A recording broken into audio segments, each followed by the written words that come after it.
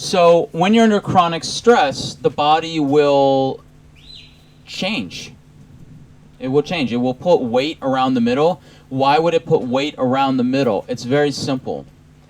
If you are trying to, if you're under stress, one of the only real source of chronic stress necessarily was the fear of starvation. Chronically there, okay, unless you were in like a chronic war issue or whatnot. So you would carry your calories here. Now, why here? Because you need to keep your hips and your shoulders free to sprint or fight for your life, right? Imagine if all the weight collected around your wrists, your neck, your ankles, your knees. You'd be like the Stay Puft Marshmallow Man. You know, you couldn't do anything if your life depended on it. And in fact, the shape of the body is designed to get out of a life-threatening situation. Does that make sense? So, and you can move very fast, even though if you have a lot of weight around your belly. Just look at sumos. I mean, yeah, they're huge, but they can move very, very fast in a short distance if they really need to. And the same is true for pretty much everyone. Okay?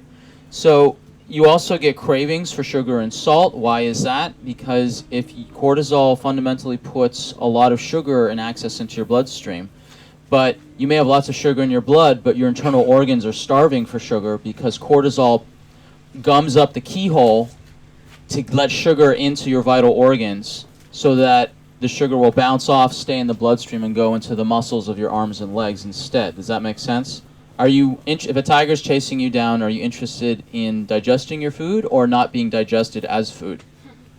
You see the difference?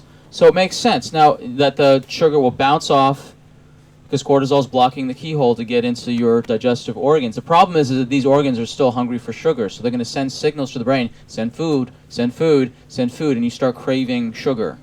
You start craving salt because there's more than just cortisol that's spit out by the adrenal glands. There's a hormone called aldosterone, which regulates your salt metabolism. If your adrenals fatigue, your salt metabolism gets all wonky, and you start to crave salt because you're losing salt. Okay? You should also know that 40% of all your sex hormones come out of your adrenal glands. And that's why low libido is a common sign of adrenal fatigue for men and women.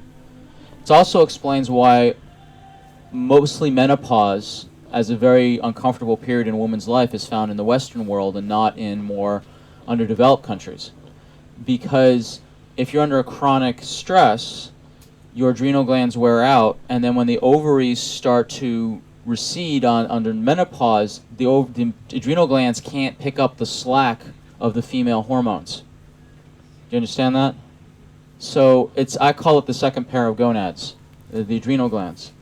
So if your get up and go and your romantic disposition towards your partner is going down, I would first look to the adrenal glands. There's people talk about depression. It's like, well, I think a massive amount of depression is not a mental issue.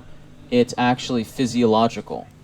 That if you don't actually attend to the organs that deal with your alertness and your presence, and if you're in constant fight or flight, you're going to be depressed because you think the world is out to get you, because that's what the fight or flight system is triggered for, right?